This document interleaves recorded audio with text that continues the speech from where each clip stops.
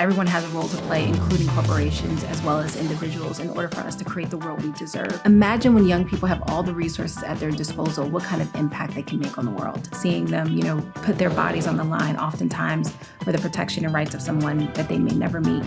And I think that's powerful. Hey y'all, Dillon St. Bernard here, cultural strategist and the founder of Amplify Pledge. Today on Crave for Change, we're talking with my colleague, Jamira Burley. Jamira is an internationally recognized speaker, human rights activist, and social impact strategist. Her work has taken her to over 40 countries, collaborating with business leaders, governments, and youth to drive equitable change. Recognized as an Obama White House Champion of Change, a fellow Forbes 30 Under 30 honoree, and a 2020 Oprah Magazine visionary, Jamira brings a wealth of expertise in social justice, youth engagement, education reform, and corporate social responsibility.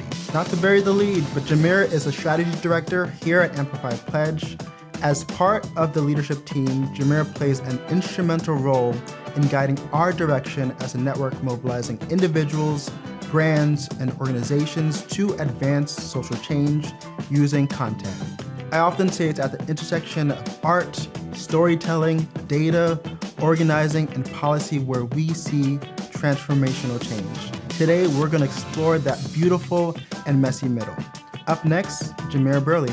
So let's start here. I'm curious of how did we get here? How did we land Jamira Burley, the activist extraordinaire, on this couch? Well, you booked my flight. No.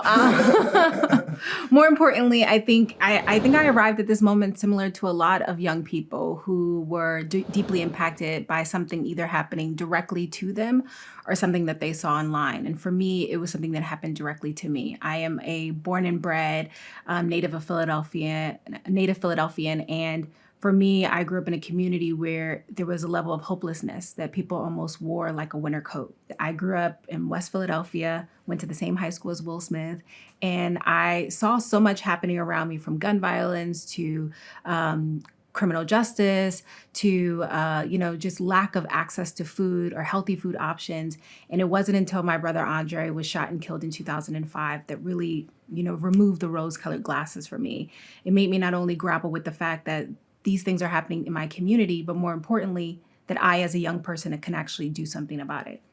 And that really created the environment, or created the pathway for me to be more involved, to talk about the issues, and to learn about what was directly happening to people who look like me. So take me back there, because I think there's a lot of young people and adults, frankly, who want to do something. Mm-hmm. They see a need, they are impacted, but don't know where to start. So how did you start? What was first to get into this arena?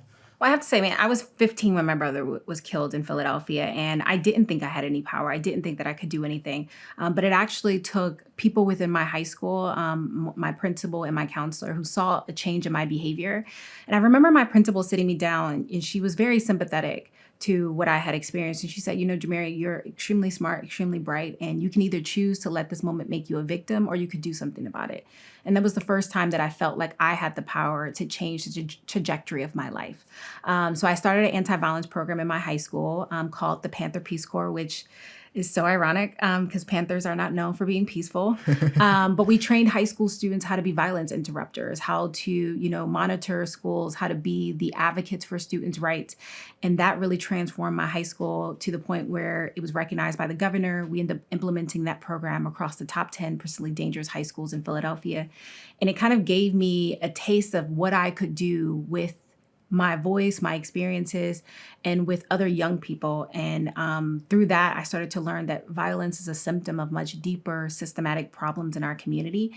And so learning about education, learning about poverty, and how those play a role in creating the environment our young people are growing up in. Yeah. Because I think even for my journey, I think it's very much in seeing, I think, something and then kind of taking action. I think a lot about my own experience with art and storytelling, really as a tool for self-empowerment. And then also I saw it be used as a tool for change. So then I was like, there's something here that I was experiencing in my own life. And I'm like, other folks can feel this thing. So I think it's such an important piece of this puzzle is to think about kind of how am I impacted and then what can I do with this energy? And I think that's what some folks are actively feeling. Yeah, no, it's true. It's it's very rare that someone sees something, a tragedy, or other people being oppressed in our society and doesn't feel like a gut punch to them.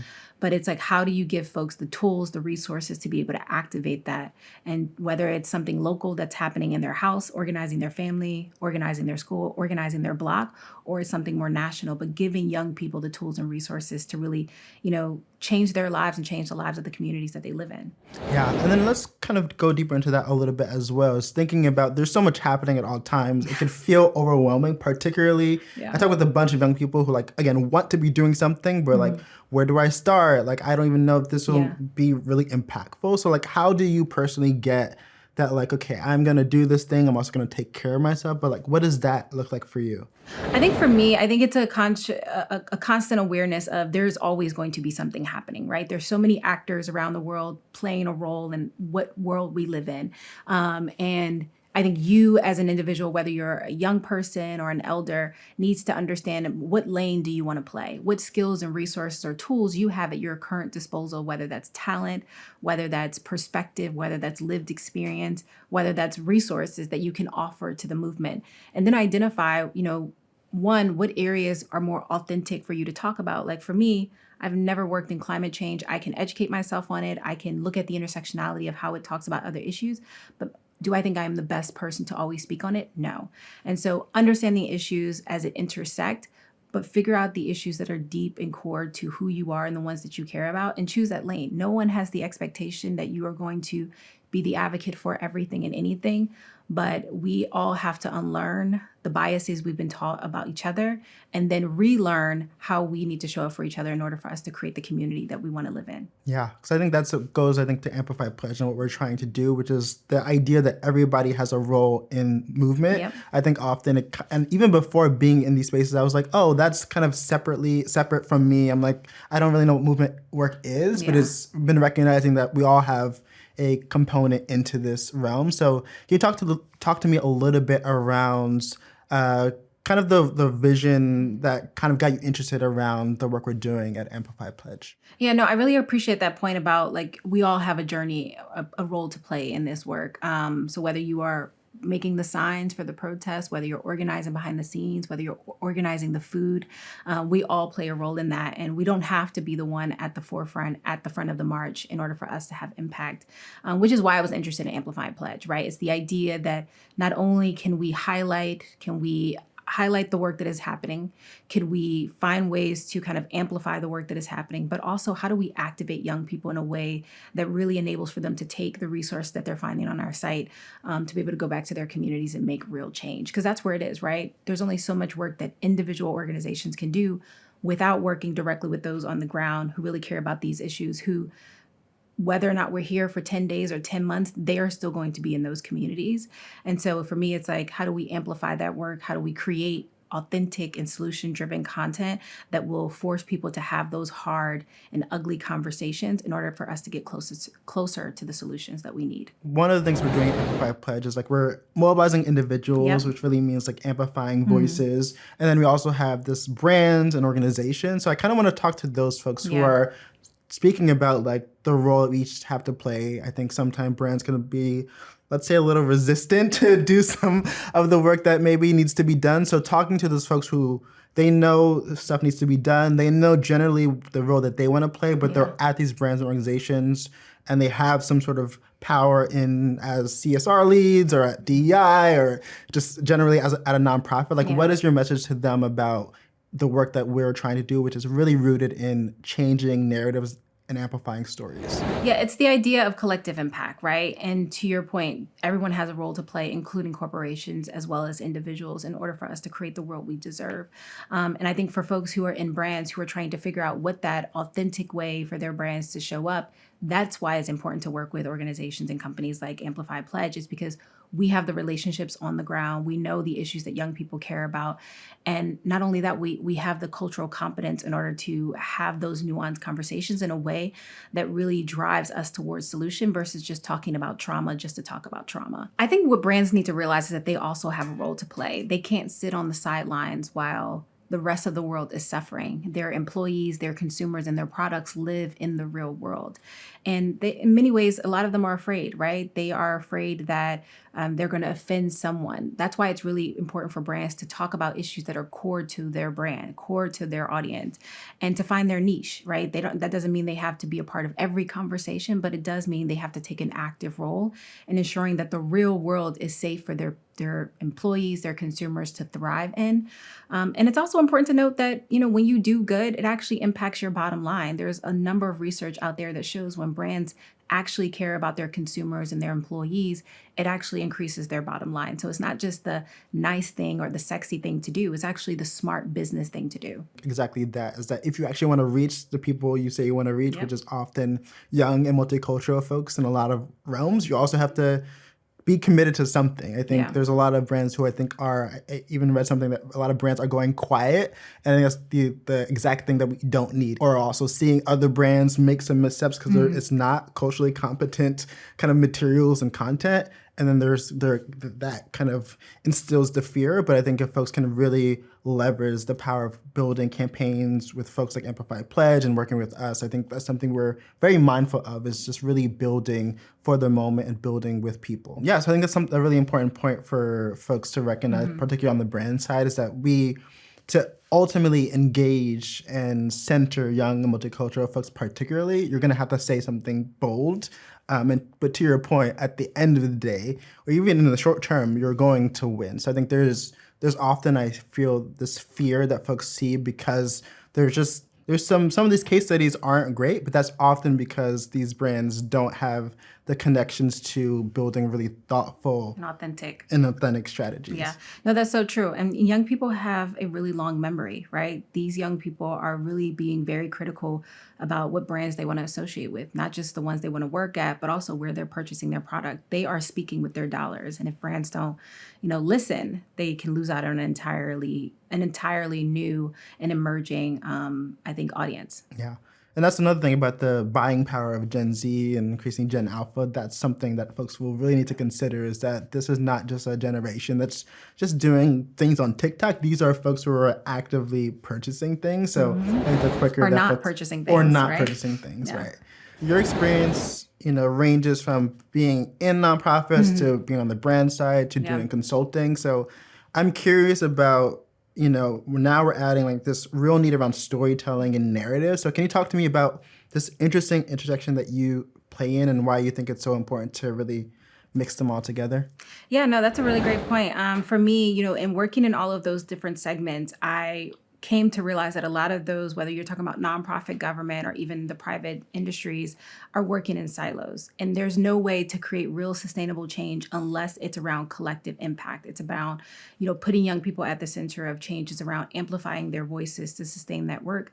But more importantly, how do you create those private-public partnerships for, the dollars to reach those working on the policy to reach those who can actually implement it.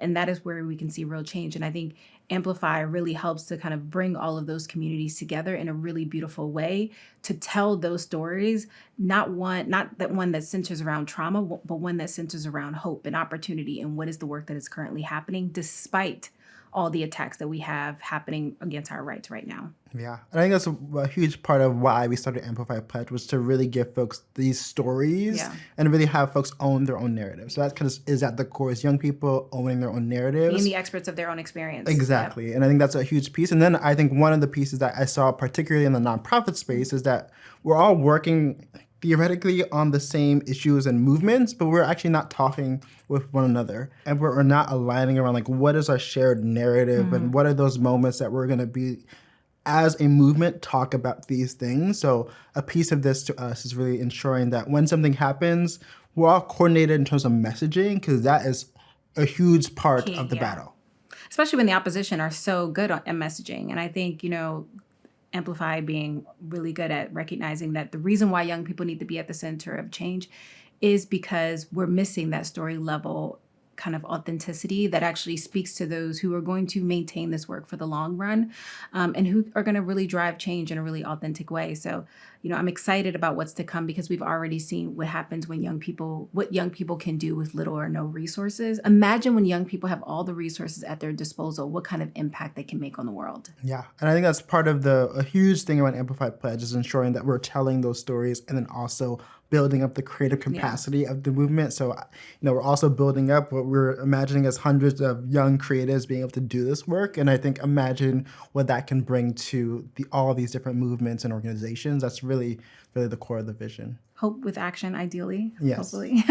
Yeah. So tell me a little bit more around your work at Amplify Pledge. So you're leveraging all these experiences and now working at Amplify Pledge. What does that look like for you on the daily? I think for me, two things, kind of three areas really that I'm really interested in that I'm working on. One is thinking around who should we be partnering with? How do we have a standard of practice around that partnership to make sure that we're staying true to our authentic voice and values on who we're partnering with and the collaborations that we're building out that really speaks to those core brand values. And then also thinking about how do we engage young people throughout the process. So we have an advisory council that is going to really help to kind of hold our feet to the fire, going to provide us insight to what's happening on the ground, and also help to build those relationships with whether we're talking about nonprofit, activists in the communities, or brands themselves. And I think that will enable for us that as we grow, we still stay authentic to our core audience. And the last is just really thinking about how do we create content that is not just cute for cute's sake or provocative, but one that creates solution-driven dialogue around those sticky issues. And around us talking about those issues at an intersectional lens, right? Because it's very easy to talk about gun violence from the lens of school shootings, but what about neighborhood violence, right? The solutions that we would have for school shootings would not, mirror well for those in communities in urban neighborhoods. So we have to be very critical that those experiences look different. And I want to make sure that we're encompassing all those voices as we create content to really transform the conversation and activate people in a really good way. Yeah, and I love that as a note, because I think one of the things I want to kind of talk about is the need for Amplify Pledge, particularly right now. So we're recording this months away from an election. 90 days. Yeah, so we're recording this at a time where it's, time is of the essence. So I'm curious, talking with those brands and organizations who understand, I think, this moment and where we are generally, nationally, and just locally. I'm curious of why is it important to center narratives in this moment? Yeah, both nonprofits and businesses is really critical for them to be vigilant in telling authentic stories in this moment, mostly because, let's be honest, we are in the fights for our lives. This could potentially be one of the most critical elections of our generation and really generations to come. We are faced with our individual rights being violated, our individual rights on the ballot potentially being taken away nationwide, but also our ability to vote, to use our voices. And, it is not enough for nonprofits and corporations to every now and then pretend that they have a soul, a conscience, right? They have to bleed this into their organization in a way where they're constantly telling stories of change and investing in those voices in order to amplify it for real change, but also to maintain the rights and to seek more rights in the future. Yeah, I think you're exactly right. I think that's really our pitch to organizations and brands is that, you have to, again, invest in this moment if you actually do care about if you care. Yeah, if you care. I think that's the question that I think many of these brands have to answer is that I think that answering that question first will get you at the, then you should be saying something in this moment about this thing. Would be nice. It would be nice. And that's why if they don't have the tools, the resources, or the in-house staff, that is what an organization like Amplify Pledge is to be able to help them navigate this path and ensure that they are connected to the right issues, the right people that will hopefully kind of spiral up and create real change, both on the local, national, and hopefully worldwide level. Yeah, and I think that's the big kind of prompt for us is that folks don't have to do this work alone. Yep. I think often these are big problems we're trying to solve and think about big solutions here. So I think that's why Amplify Pledge is what we're doing is also being that connector. I think the big piece we're trying to solve for is these silos, and as a part of that, we're also thinking about how can we just connect people naturally, and then also how can we really tell the stories, because I think that's something we wholeheartedly believe is that when we have the narratives correctly, then we can think about driving people to take action. Yep. So that's really our offering to the movement is like, we got you on the narrative, and then let's really mobilize people to local organizations, national organizations who are doing this work on the daily. Exactly. No one is in this alone. We're in this together because this impacts all of us. I'm curious how you see Amplify Pledge playing in the larger ecosystem. So I think there's a lot of to your point, to our point earlier, there's a lot of organizations who are doing work. There's a lot of, brands who are trying to do this work, and we're really trying to be this like connector. So as you really help think about the advisors and the partners, I'm curious, like, where do you see Amplify Pledge going as we think about what the strategy for it is? Well, I think, for lack of a better word, is being like a matchmaker that also not only connects the dots, right? Connects the issues, the people, the finances, and the platforms to really elevate these issues on a big scale, but also kind of helping people date better, right? Teaching them the tools and tricks of how to show up in a more authentic way, how to meet people where they are, how to use the right language in order to bring in your audiences. And I think that, for me, really resonates in a moment where I feel like the movement is lacking it. I want to get into some definitions. I think there's a lot of like things like social impact, Yeah. CSR. So I think CSR at its best, what does it look like? Social impact at its best, what does it look like to you? Corporate social responsibility, right? Or social impact. The way I look at corporate social responsibility is more internal, right? It's actually brands taking a look at how developing a corporate voice, corporate values, and then amplifying that externally. And then the next step is to actually create change, and that requires bringing in those voices from external, working with community members. That's the social impact that will outlive the original investment. Those two things go hand in hand. They oftentimes are seen as either one or the other, but they are in relationship to each other, right? Those are the matchmaking that we're doing. And I think when I've seen it do well, it is about brands who understand who they are. They understand their individual responsibility. They've taken steps to both cultivate those values internally, and then now are looking for ways to amplify that externally to their consumers and to other audience that may have interact with their brand or company. And then using the voices of those lived experiences, engaging the community, whether it's through grant making, whether it's through campaigns and activations, and whether it's just, creating standards of care in the communities that they work in, can be transformative. Those that I've seen do it bad is those who think that they can, drop in, write a check here and there, or those who think that they know what's best for a community, and they're, making recommendations on policies that without including the voices of the community. So if a brand say that their favorite issue or one of their issues that really speaks to their core values is equity, okay, so in their typical core audience is women. So how are they promoting equity for women in the community, whether that's grant making, whether that's leadership development programs, whether that's telling the stories of women who have been directly impacted? All of those things can be encompassed in this together, but it requires authentically engaging the communities, telling authentic stories, and then providing the resources for those communities to maintain that work after.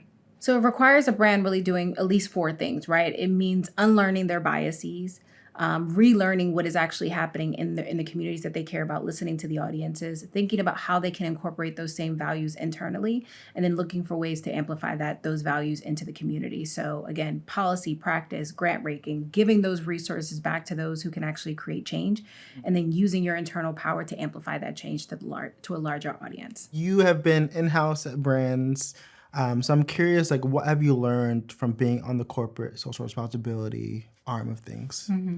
I think 2 things that I realize is that brands that are not working with directly impacted communities are not doing it right. And I mean that from the bottom of my heart. I think brands who are coming out with campaigns and programs and initiatives without incorporating the voices of those with the lived experiences are wasting a lot of money and time when they could be hearing directly from people on what they actually need. So I think it's really important to engage community members throughout the entire process and incorporate them in the planning as well as the implementation. And the second thing I noticed is that, I think that brands oftentimes think they know what's best for communities without actually working with communities. And I think there's so much research out there that really points to the idea of we have to tell better stories, and stories that are not just rooted in, what's the trauma that someone has experienced, but also the triumph, things that people have been able to accomplish despite the circumstances, while also not tokenizing those experiences as saying, if those people can do it, then of course you can do it, without actually dismantling the institutions and systems that are deliberately set up to limit people's potential to be great.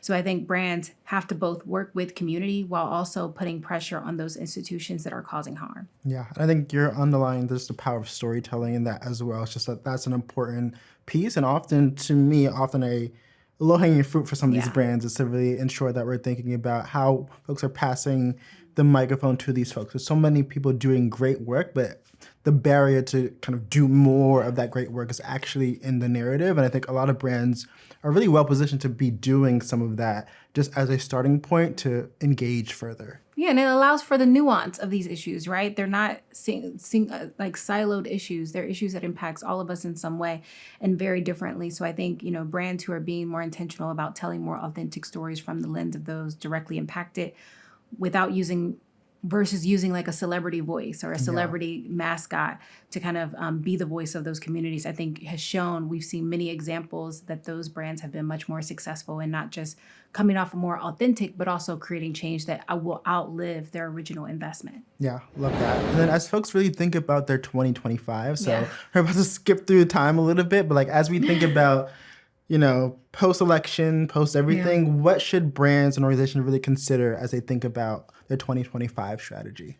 I mean, that's where the real work begins. Like, we think that elections are the end-all be-all. It is a moment in time, a stepping stone in order for us to choose our opponent. And now that we have our opponent, the question is, how are we now creating strategies that incorporates those voices, working directly with organizations like ours, working with nonprofits who are being able to implement those changes?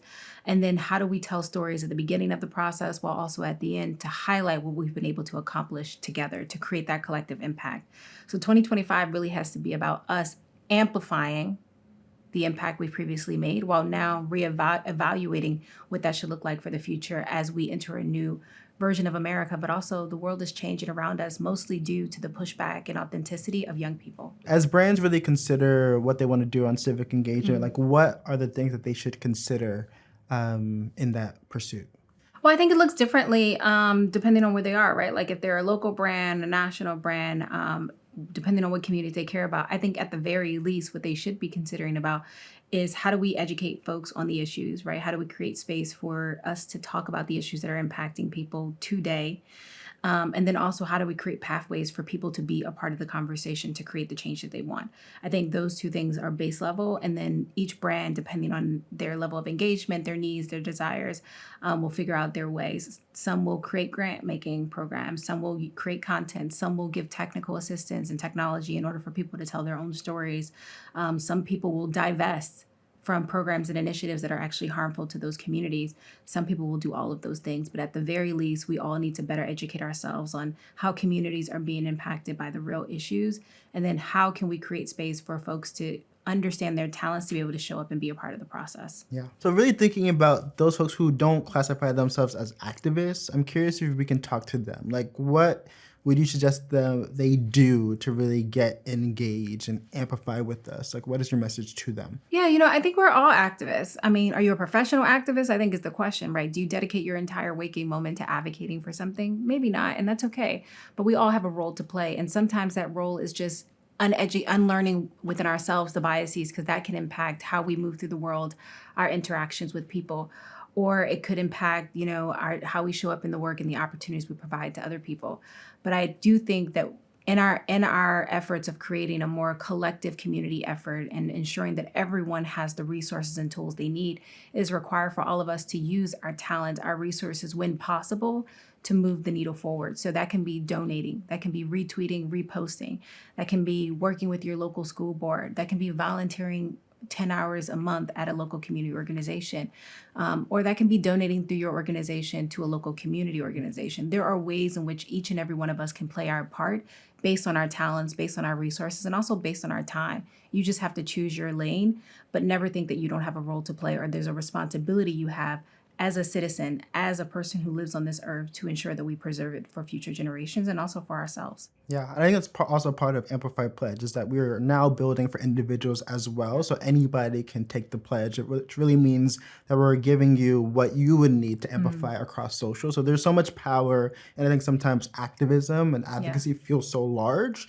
but it can be any part of these steps. And also, brands and nonprofits are not just this weird entity that exists in space, right? They are made up of people. And so the more people we engage will find themselves at these brands and nonprofits that can help to kind of move the needle forward. Like, we can all kind of move in motion. And I think it requires individual people to then turn into large scale people to then turn into brands and nonprofits that will show us what change can really look like. Yeah. And talking about change, so you named a little bit around like how and why you got into this work, but I'm curious what keeps you in this work.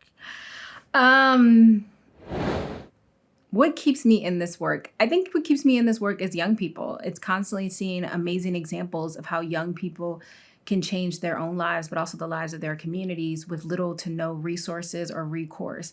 And I think seeing that puts pressure on me to realize that I have a responsibility. I started this work as a youth activist, right? As someone who was, still trying to find my place in the world. And now my job, or where I see my job, is to create space for young people to figure out their place in the world and to amplify the work that they're doing. It doesn't stop when you stop becoming a young person, if only your role changes to be a supportive actor in this work. But it's definitely young people, seeing them, put their bodies on the line, oftentimes for the protection and rights of someone that they may never meet. And I think that's powerful. Telling those stories are powerful, but seeing it in action is, I think, forces all of us to rethink our individual responsibility to each other. Yeah, and talk to me a little bit around how your work has evolved from like youth activist to just an older youth activist. I'm an elder, as my sisters would say. Millennial activist. Like, how has your work evolved from in any way as you? I think what I've always been curious is, what are the different levers in society that we can pull? And I wanted to understand the behind the scenes, almost move behind the Iron Curtain.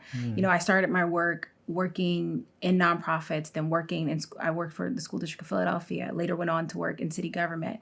Then I worked for a global nonprofit and human rights organization. I've worked on campaigns, and now working in tech, I think has shown me that, there's a reason why the change that we seek is not happening. And it's because a lot of times these organizations, these companies are functioning in a way that is not for the benefit of the community and the planet. Now my job is to really help young people navigate traditional institutions of power, and to shift the balance of power from these institutions back into the communities that we love and care about. So let's talk a little bit around the power of stories. I think we've been talking a little bit about it, but what do you see as some examples of how storytelling has shaped your own work and why you do it? Yeah, and when I think about when I first started activism, the way in which I engaged other young people wasn't through saying, this policy, this practice, this thing, this campaign is happening, but, telling the story of how I got involved and how I got activated, talking about, growing up in poverty, growing up, watching people feel a sense of hopelessness, growing up losing a brother to gun violence, growing up losing loved ones to the criminal justice. Was able to, draw a thread to other people's stories, other people's lived experiences, other people's sense of justice or injustice. And I think that is one thing I think is really important about storytelling, is that it enables for us to humanize each other and find connections in a world that tries to divide us. Yeah, and I really see storytelling as both a tool for self-empowerment and for justice. I think there's this happy medium that I think is so important, because I think to your note, I think so much of this is so reliant on the stats, and then we expect that to drive everything. And I'm like, I would love that, but we also need to be ensuring that we're telling the stories of why it is important, to your point exactly. I think a lot about my work, which has been heavily in climate and civic engagement. Before I was, actually in the climate movement doing messaging, I kind of thought climate was like polar bears and like ice caps. Like that was how it was described to me. Like there wasn't folks of color really talking about climate. So throughout the journey of like finding these threads, I also found just the importance of how we're humanizing this work, because that's reliant on everything. And then even with civic engagement, I think it can be so separate, because we talk about elections, there's like this 4-year drumbeat, and then we're doing it again. So I think so much of this is really about what does the in-between look like, and how does civic engagement connect to my everyday, is a question that I had to ask. So that's why I really think about it. It's just like in my journey to really amplify the stories of others, I found my own story. And I think that's a beautiful thing about the power of narrative and the power of stories. Yeah, and I think some brands already know that, right? To some extent, they when they talk about their origin story, it's through the lens of a personal connection or a person who created the idea. But that oftentimes doesn't translate to their social impact. And I think it's because they're not including the voices of those directly impacted, which is where, we can come in. Thinking about Amplify Pledge, like what is the pitch to brands and organizations who are like on the fence? They know they need content and stories, but they don't really know where to start. Like, what is your message to them? I think the message is, really helping them understand that if they are looking to, sustain themselves in the long run, if they're looking to engage new and emerging populations who really care and find that caring about and doing something about the real issues that are happening in their community are core to who they are and to the companies that they engage with, they have to start telling better stories in a way in which that is not just going to, create buzz online, but is actually going to drive real change in those communities. And so helping them understand the social responsibility, but also the financial implications of what can happen long term when they are clearly showing they have a lack of understanding of the community issues that are impacting,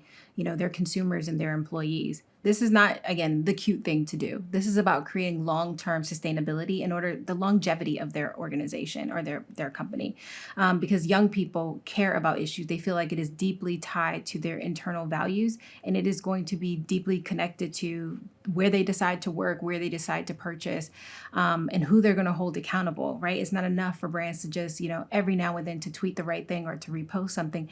They have to actually do something. And so helping them to understand that this is both about, their public persona, but also their bottom line. So Amplify Pledge is a company that really wants to work with brands and organizations on being able to amplify the issues that the communities that we work with really care about, specifically by centering the voices of Gen Z and centering the expertise of Gen Z. And that is through, impact storytelling, that is through activations, that is through, campaigns that really speaks to the lives and issues that young people really care about to create that change, and then telling the stories behind that. We believe that storytelling is such an important, underinvested piece of this. I think there's a lot of need around organizing, there's not a need around policy, but that's not really the realm that we're playing in. We're really thinking about what is the storytelling piece. Mm-hmm. So I often am asked, like, what is the kind of frame or what is the structure we want people to take? And oftentimes, like, okay, we're gonna share this story with you, and then we're gonna introduce you to the organization who is on the ground doing the work.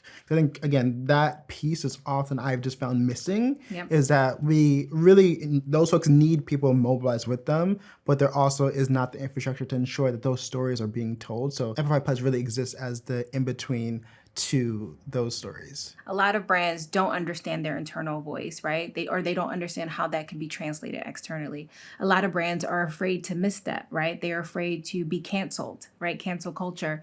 Or a lot of brands are afraid that they're not going to see a return on their investment. And that's why it's critical to work with external power brokers like Amplify Pledge to be able to help them navigate that, oftentimes bumpy terrain of understanding the issues, understanding the communities, and then telling an authentic story.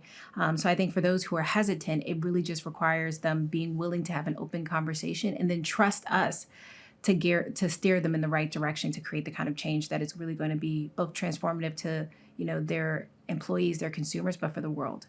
Put your money where your mouth is, right? It's very good to say you care about these issues, but if you're not making the financial commitment, making the internal change, if the change that you're trying to make externally is actually counterintuitive to the practices you're promoting internally, we're actually not doing the work, right? So it requires both and it requires making the investment that isn't just going to be a one-off check. Thinking about how you can leverage your employee volunteering, thinking how you can leverage your social media, your tech. All of those things can help to, ensure that communities can create the kind of change, but also tell better stories. And I think brands oftentimes only see social impact through the lens of the dollar, and really it can be so much more. Yeah, and I think Amplify Pledge is really about like the 365, 360 type of things, just to add those numbers. I think 360, 24/7. Yeah, and I think that's really the importance of this work, is that it can't just be a one-off. It has to be about the long-term sustainability, because everything is on the line as you're really thinking about it. You either do the work now or you try to salvage it later, but now is the moment where we can, prevent a lot of harm being done to communities if brands speak up and use the power that they have at their disposal. I'm curious on the impact you want to leave. And it's a big question, but I'm curious, you've done so much work and you're thinking about, really shifting power. So curious, like, where does that continue to go? Where are you envisioning Jamira in 30 years? Hopefully still alive. No, I think one of my favorite quotes is by the late great Tupac Shakur. And he says, I may not change the world, but I will spark the brain that will change the world. I've always been curious about how do we bring unlikely suspects to the table, create space for that uncomfortable conversation, and move forward to solutions and create allies out of, not enemies, but allies of people who didn't realize that they had more in common than not, and sparking solutions, even if, that's 5 months, 5 years, or 50 years down the line. Is how do we leave a legacy behind that will spark someone to see the world differently in a way that can benefit all of us. Awesome. Thanks so much, Jamira, for joining us. Appreciate you joining. Thanks so much for watching Create for Change. If you like this video, be sure to like, comment, and subscribe. Go to amplifypledge.org to take the pledge and to get in contact with Jamira and I to start the conversation about how your brand or organization can engage with us. Thanks so much for watching.